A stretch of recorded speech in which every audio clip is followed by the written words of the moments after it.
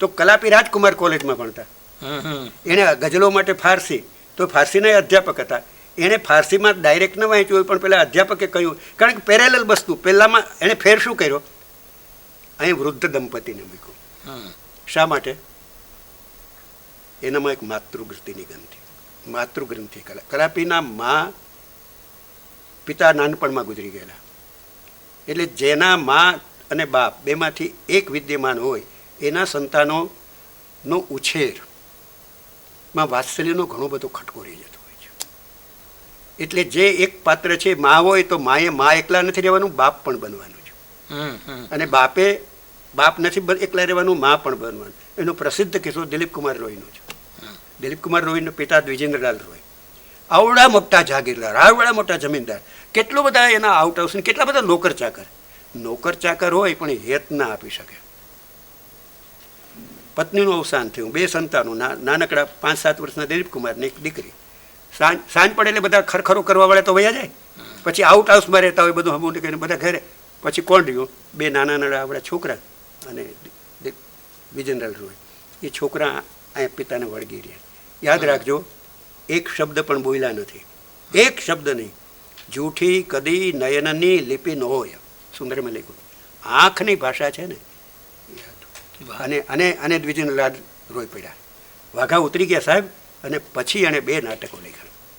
એક શાહજહાં, મુમતાજ મહાલને કારણે નહીં, ઔરંગઝેબ, દારા શિકો વગેરેની પોતાના સંતાનોના સંતાપને કારણે એક વ્યાકુળ અને વ્યથિત પિતાનું હૃદય, જે કિંગ લિયરમાં આવ્યું પોતાની દીકરીઓને, એ આણે દ્વિજેન્દ્રલાલે લખ્યું. અને મેઘાણી એનો અનુવાદ કર્યો.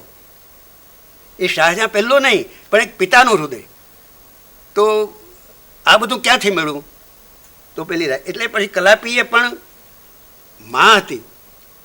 રમા એના કરતાં 7 વર્ષ મોટી હતી. એ 15 વર્ષના હતી, 22 વર્ષની. એટલે શોભનાવાળા પ્રસંગને હું પ્રાણી ત્રિકોણ નથી કહેતો. એટલે પહેલામાં રાજકુમારી શાહજાદી અને બાગબાન હતો. રાજકુમારી નહીં, પેલી બાગબાનની દીકરી. એટલે પછી એને એ જમાનામાં કે બાગબાનની દીકરીને બેગમ બનાવી દીધી. અહીંયા કલાપીમાં ખટ કરી જાય છે, એટલે એને વૃદ્ધ દંપતી કહ્યું. આટલો ફેર લાવ્યા. અને એક ચૂક કઈ રહી ગઈ, તો આપણે ત્યાં દાડમના બગીચા નહોતા, શેરડીના વાડ હતા સૌરાષ્ટ્રમાં. એટલે શેરડીનો વાડ કર્યો, પણ શેરડીનો વાડ શિયાળામાં તરસ ન લગાડે આટલી, એ ચૂક રહી ગઈ. એટલે પહેલું તો એના વિશે મેં લેખ પણ કરેલો, વ્યાખ્યાન પણ આપેલા, કે એક કૃતિના બીજ એના મૂળિયા કેટલે બધી સુધી વિસ્તરે છે. એ જ્યારે જોઈએ ત્યારે આ સર્જકની જે સૃષ્ટિ છે, પહેલો સર્જક નહીં, આ શબ્દનો સર્જક, કવિતાનો સર્જક, કળાનો સર્જક, કેટલા બધા પરિણામ. હમણાં એક અહીંયા જ વાત કરતાં મેં ચિત્ર અને સંગીત અને કવિતા, હમણાં ગીત ગોવિંદ વિશે બોલ્યો, ત્યારે એક જ એનું વર્સિફિકેશન છે. એણે આખીને આખી ભારતીય કવિતાની સિકલ કઈ રીતે બદલાવી નાખી, આપણે આ રીતે કદી જોતા જ નથી. દાખલા તરીકે આ વસંત ઋતુ છે, એની એક સપ્તશતીનું ઉદાહરણ. અને આપણે આ 700 વર્ષની યાત્રામાં તમને લઈ જાઉં, લલિત લવંગ લતા પરિશીલન. હવે જુઓ, આગળની સંસ્કૃત છે, અક્ષરમેળ ને રૂપમેળ છંદો છે. દરેક ચરણના વર્ણોની સંખ્યા નિશ્ચિત, અક્ષરોની સંખ્યા નિશ્ચિત, આટલા જ આવે એમ નહીં, એની જગા પણ નિશ્ચિત, આ જ જગાએ આવી શકે. બરાબર. હવે એને બદલે જે પ્રાકૃત અપભ્રંશ ને પછી ભારતીય ભાષાઓ આવી, એમાં એનું જે વર્સિફિકેશન છે એ જુદી રહ્યો. એટલે આપણે ત્યાં માત્રામેળ છંદો આવ્યા. એનો સૌથી જૂનો માત્રામેળ છંદોમાં એને ગેયતા હતી, એટલે સંગીતની માત્રાઓ પૂરવી જોઈએ. એટલે જુઓ, આ ઋતુની આમની અષ્ટપદી તમારી પાસે, પહેલા પઠન કરું, બે ટ્રેક ઉપર મૂકું એટલે તમને ખ્યાલ આવે. લલિત લવંગ લતા પરિશીલન કોમલ મલય સમીરે, મધુકર નિકર કરંબિત કોકિલ કૂજિત કુંજ કુટીરે, હરિરિહ વિહરતિ સરસ વસંતે, નૃત્યતિ યુવતી જનૈન સમમ સખી વિરહ જનસ્ય દુરંતે, હરિરિહ વિહરતિ સરસ વસંતે. વૈષ્ણવ જન તો તેને રે કહીએ પીડ પરાઈ જાણે રે, પર દુખે ઉપકાર કરે તોય મન અભિમાન નાણે રે, ઝેર ગયા ને વેર ગયા વળી કાળા કેર ગયા કરનાર, એ ઉપકાર ગણેશ્વરનો હરખ હવે તું હિન્દુસ્તાન. અંતરની સુંદર અંતરની એ રણ પર કોની પડે હથોડી, ચેતન રૂપ કાળ તણી ધરતીમાં ખોદી, કોણ રહ્યું જીવનના કુટ. પૂજાલાલ ગઈ અમંગળ વેશ, શિશિર કેશ વિનાની જળજળ ખાય, ધીમે ધીમે ઢાળ ઉતરતી ટેકરીઓની સાથે તમને ફૂલતી દારૂ યાદ. વાહ વાહ વાહ. આ 700 વર્ષનું જે વર્સિફિકેશન છે ભારતીય ભાષાનું, એટલે આને હું નેશનલ પોએટ્રી કહું સાહેબ. ક્યાં વાત. આખી તે તળે આવી પેલા ચરણો સંખ્યામેળ રૂપમેળના, એને બદલે આને આપણે દેશીઓ કહી, એ ગેય હતી. પછી એમાં ધ્રુવ અને અંતરા આવ્યા. પછી છેલ્લે આભોગમાં આપણે દરેક જો મધ્યકાળમાં ભણે નરસૈયો એનું દર્શન કરતા, દાસ દયો ગાય થયો અખો, આ જયદેવમાંથી મળે તમને, જેને આભોગ કહેતા. એને પ્રબંધ નામ આપ્યું. એટલે પ્રબંધ એક ગાન પ્રકાર હતો. આપણે ત્યાં સાહિત્યમાં પ્રબંધ એટલે લાંબુ નેરેટિવ પદ્યાત્મક કાવ્ય હોય એને પ્રબંધ કહેવાય. જેમ કે કાનરદે પ્રબંધ, વિમલ પ્રબંધ. પણ સંગીતમાં પ્રબંધ ગાન હતું. પણ એ કેવું હશે નહીં આપણને ખબર નથી. જયદેવે એને પ્રબંધ કયો છે, પણ કેવી રીતે ગવાતું હશે, એને ઉદ્ગ્રહ, મેલાપક, આ બધા એના લક્ષણો પણ આવેલા. પણ તે પછી 13મી સદીમાં સારંગધર જે આવ્યું, એમણે ધ્રુવ અને અંતરાની વાત કરી. અને એ ગેયતા આની સાથે અનિવાર્યપણે, એટલે આખી નાખી તમામ ઉત્તર ભારતની ભાષાઓમાં જે પદ્યીકરણ, કવિતાનું પદ્યીકરણ, એ માટે આ ધ્રુવ અને અંતરો, એ માત્રિક સંધિ એકમોની જોડ અને વચ્ચે ગેયતા પૂરીને એનો જૂનામાં જૂનો સગડ આપણને. એ મને ક્યારે, હું જ્યારે ગીત ગોવિંદમાં ઊંડે ઉતરો, એટલે કેટલા બધા પ્રદેશોમાં શબ્દ વિચરો છે. મારો મુદ્દો આ જ. અને તમે પેલી બનીઠનીનું ચિત્ર જોયું છે?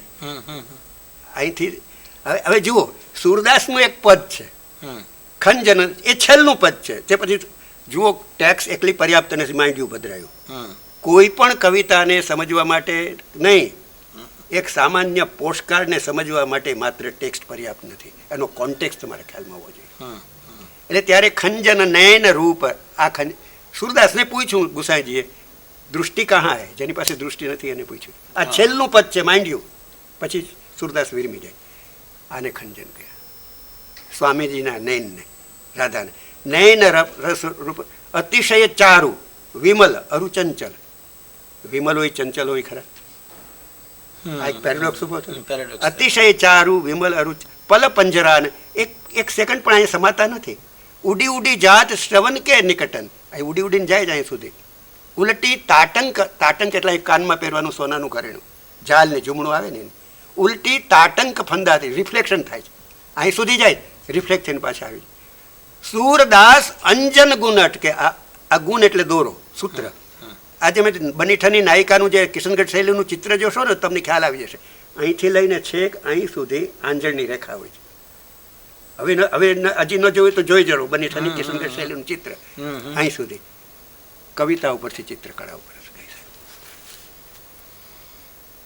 એક નાનકડી કવિતા કેટલા પ્રદેશોમાં, કેટલા બધાના પરિમાણો છે. અને એના ઉપરથી હું વચ્ચે થાળમાં મને રસ પડ્યો હતો. આજે થાળ ગવાય, હમણાં જ આપણે ક્યાંક બહુ જાણીતું સત્યનારાયણની કથામાં ગવાય, ઉતારો આરતી શ્રી કૃષ્ણ ઘેરે આવ્યા, હરખને ઉલામણે શામળીઓ ઘેરે આવ્યા. ગાય બતાવું.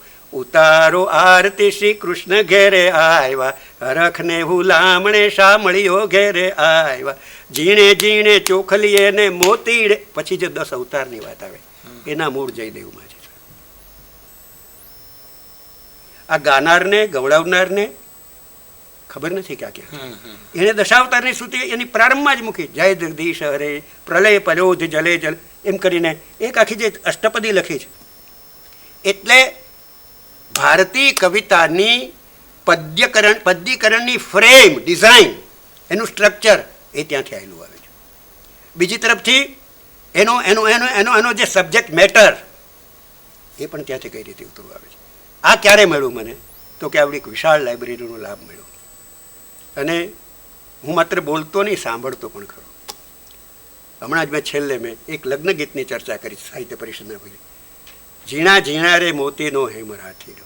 આ એક લગ્ન ગીત છે. વરાજાનું ફૂલેકું નીકળે ને ત્યારે, ઝીણા ઝીણા રે મોતીનો હેમર હાથીડો, ઉપર સોનેરી પલાણ. હવે હેમર હાથીડો એટલે શું? ઝીણા ઝીણા રે મોતીનો હેમર હાથીડો. હેમર એટલે હૈવર, ઉત્તમ જાતિનો ઘોડો. પણ વરરાજો બેસે ત્યારે એને કેવી રીતે ચાલવાનું જ? હાથીની જેમ ગજગતિએ ચાલવાનું. એ રેસ કોર્સનો ઘોડો નથી. એટલે વરરાજો જ્યારે ફૂલે કે ચડ્યો હોય, આ જો આખો તાલ છે, એ તાલ જ તમને એ રિધમ જ કહી દે. તો ઝીણા ઝીણા મોતીનો શું કામ? તો કે ફુલેકું રાત્રે નીકળતું, ગજાવાળો અને ખમતીધર માણસ હોય એ પેટ્રોમેક્સ રાખે, અને હાલતા વરાવાળો હોય એ મશાલ રાખતો. એટલે ફુલેકું હાલતું હોય ત્યારે વચ્ચે ઘોડો હોય, એના પર ઓલો બેઠો હોય, એના પર બધો શણગાર હોય, એના પર ઝૂલ ઓઢાડી હોય, અહીંયા ઓઢાડી અહીં મોરડું ઓઢાડ્યું, એમાં મોતીના આભલા ભરત હોય. એટલે પહેલી પેટ્રોમેક્સ પેરેલલ ચાલતી હોય, એક પાછળ હોય, એક આગળ, એનું રિફ્લેક્શન પડે, એટલે જ આને ઝીણા ઝીણા મોતીનો એમ રાખી અને એની ગજગતિ. ડાબુદાદા, એમ લાગે છે કે આખી યાત્રા આપની ચાલી એમાં એક અધ્યાપક તો મને એમ છે કે વ્યવસાયનો ભાગ હતો, પણ અંદર બેઠેલો એક એવો અધ્યયનશીલ અને સંશોધનશીલ જીવ હતો કે જેણે લાઇબ્રેરી ઓફ અંફોસી કાઢી અને એના પોતાના સાથે અર્થઘટનો કરીને ક્યાંક જોડાણ કર્યું, અને એક મોટું શાસ્ત્ર, કદાચ આપને તો એ નહીં ગમે પણ એક લાબુદાદાનું શાસ્ત્ર ભવિષ્યની અંદર નિર્માણ થઈ શકે એટલું મોટું કામ. એવું નહીં, પણ એક વસ્તુ મને એવું લાગે કે સવાલ દૈવતનો નથી, દાનતનો છે. હા, એટલે આપણે હવેના સેશનમાં આના અંગે વિશેષ પાછી વાત કરીએ.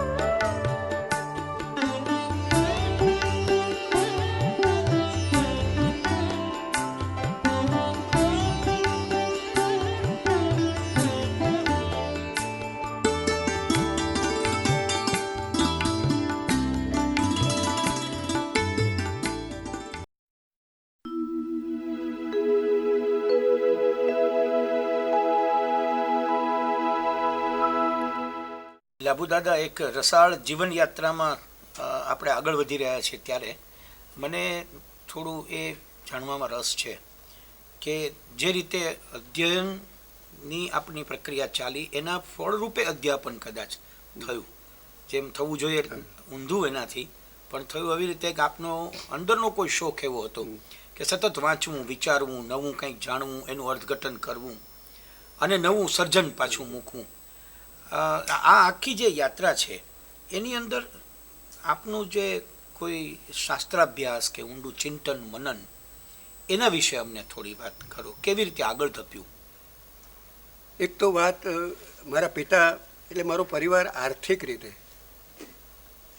સંપન્ન નહોતો, પણ આર્થિક સદ્ધરતા એ જીવનની સફળતા કે સરળતાનો પર્યાય નથી.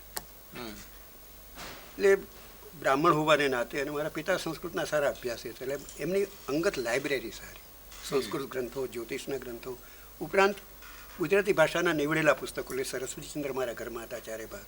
કરણ ઘેલો હતો, સંક્ષિપ્ત આવૃત્તિ, એ બધું મને વાંચવામાં મળતું. પછી આખ્યાનો મોટા ભાગના હતા. પછી નિશાળમાં ઇનામ તરીકે મળતા. મને યાદ છે કે કવિ દલપતરામનું એક પુસ્તક મને 5મા ધોરણમાં ભેટ મળેલું. એ અર્વાચીન કવિતા પહેલી વખત મારા વાંચવામાં આવી ગામડાની નિશાળમાં.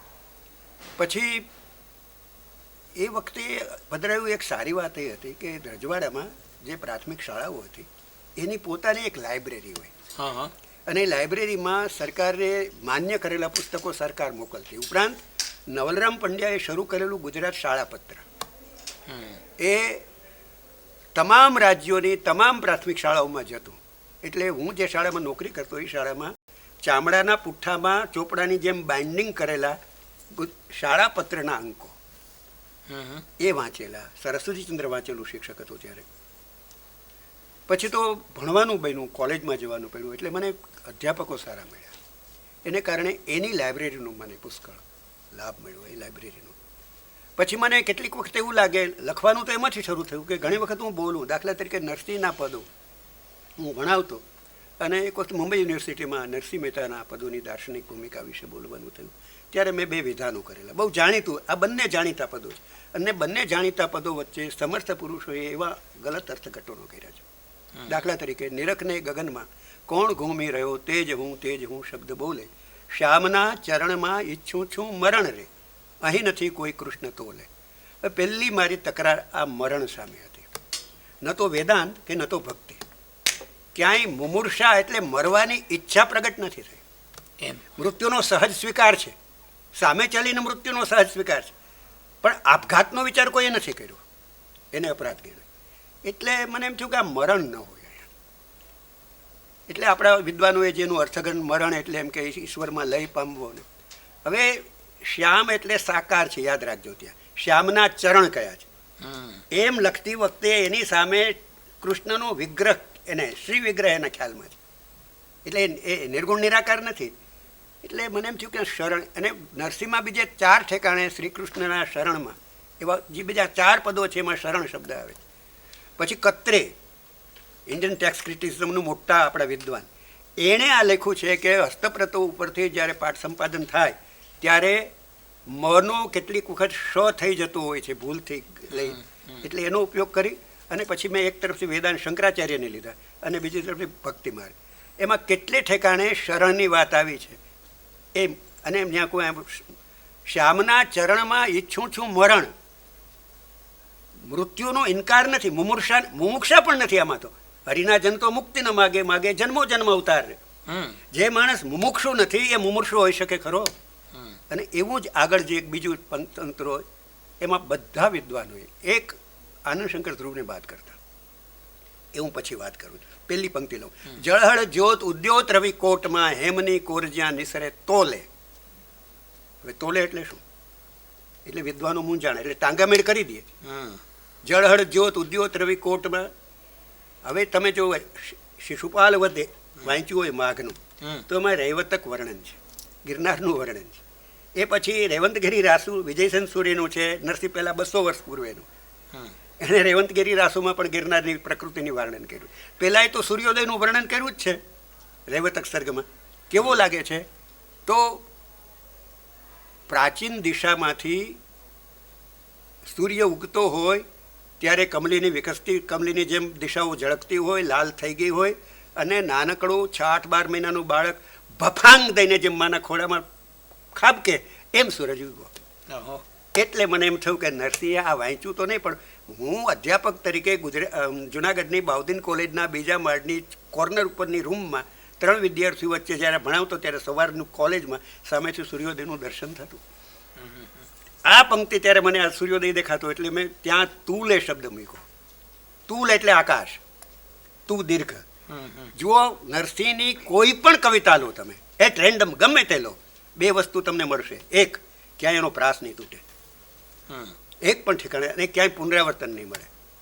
તમે એક તરફ જેમ કહો કે શ્યામના ચરણમાં ઈચ્છું છું મરણ રે, અહીં નથી કૃષ્ણ તોલે. તોલે એટલે સમાન. હવે તો મધુસૂદન સરસ્વતીએ પણ કહ્યું છે અને વલ્લભે પણ કહ્યું છે. એટલે આ એક કોમન ઇડિયમ હતું, બરાબર. હવે અહીંયા પાછું તોલે કેમ આવે એટલી વારમાં? પછી ઝૂલે આવે છે.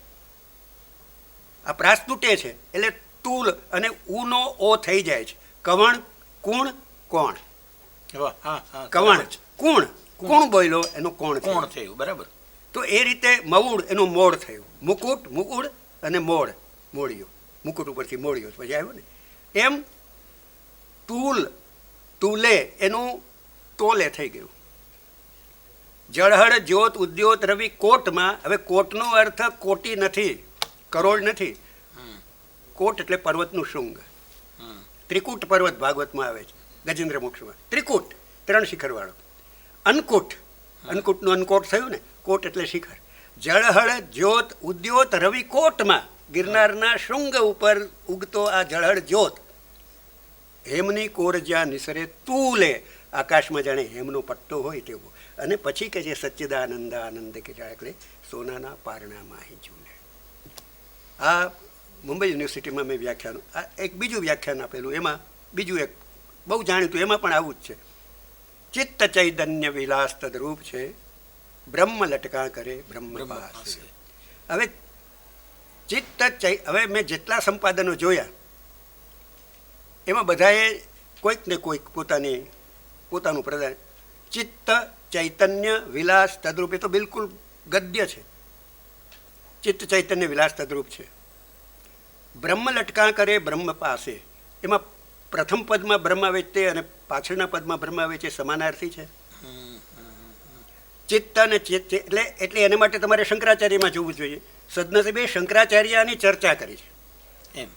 ચિત્ત એટલે જેમાં ચિત્તને બેવડો તકાર લાગે ત્યારે શું બને તો કે ચિત્ત બને. તો ચિત્ત અને ચિત્તમાં ફેર શું તો કે ચિત્ત એટલે શુદ્ધ ચૈતન્ય, ચિત્ત સચ્ચિદાનંદ એમાં ચિત્ત છે, શુદ્ધ ચૈતન્ય, અને માયાનું આવરણ આવે ત્યારે ચિત્ત બને. અને એને શંકરાચાર્યએ આપણા જેવા પ્રાકૃત માણસો સમજી શકે એટલા માટે નીચે ઉતરીને કહ્યું કે સ્ફટિક મણિ સ્વભાવથી જ શ્વેત છે, પણ એની આડું જો જાસૂદનું ફૂલ રાખો તો જાસૂદના ફૂલની રતાશ એ પેલા પર રિફ્લેક્ટ થાય એટલે જાસૂદી રંગનો સ્ફટિક મણિ લાગે. એમ શુદ્ધ ચૈતન્યની આડે જ્યારે માયાનું આવરણ બને ત્યારે ચિત્ત બને છે. હવે પાછળ જાઓ, બ્રહ્મ લટકા કરે બ્રહ્મ પાસે. એક બ્રહ્મ એટલે પૃથક આત્મા, મારા તમારામાં સૌમાં રહેલો વ્યક્તિગત આત્મા એ પૃથક આત્મા, અને પેલો પરમાત્મા સકલમાં વ્યાપ્ત, એ બે માટે બ્રહ્મ શબ્દ છે. આપણામાં રહેલો પૃથક આત્મા છે એને આડે જ્યારે માયાનું આવરણ છે, અને પહેલાને આડે માયોપહિત અને માયા સહિત, એ બે બ્રહ્મ થયા. બ્રહ્મ લટકા, હવે લટકા એટલે જટ જાઓ ચંદનહાર લાવો ઘૂંઘટપટ ખોલું, એ લટકું નહીં. ટ્રેડિશનલ થિયેટરે આપણી પાસે લટકાળી લલના આપી, એટલે મૂળ જે મધ્યકાળનો આ એક શબ્દ છે ત્યાં લટકા એટલે લીલા. હું તો વારી જાઉં સુંદર શ્યામ તમારા લટકાને, લટકે ગિરી ગોવર્ધન તોયડો. હવે જુઓ પેલા આપણી જૂની રંગભૂમિના લટકા સાથે નરસિંહને મૂકો સાહેબ, એટલે બંને વચ્ચે 300 વર્ષનું જે અંતર છે. શબ્દની યાત્રા, શબ્દની અર્થયાત્રા, અર્થ વિકાસ નહીં કહું એને, અર્થયાત્રા બરાબર છે. અર્થયાત્રા એ કેવી કેવી પરિસ્થિતિમાંથી પસાર થતી હોય. ત્યાં એને કહ્યું ને વારી જાઉં સુંદર શ્યામ, કયું લટકું? લટકાળી લલનાવાળું ચંદનાર માવું તનું રસાઈ જાઉં, એ કલહાંતરિતાનું લટકું એ જુદી વાત છે, એ તો છાકતા વેળા છે.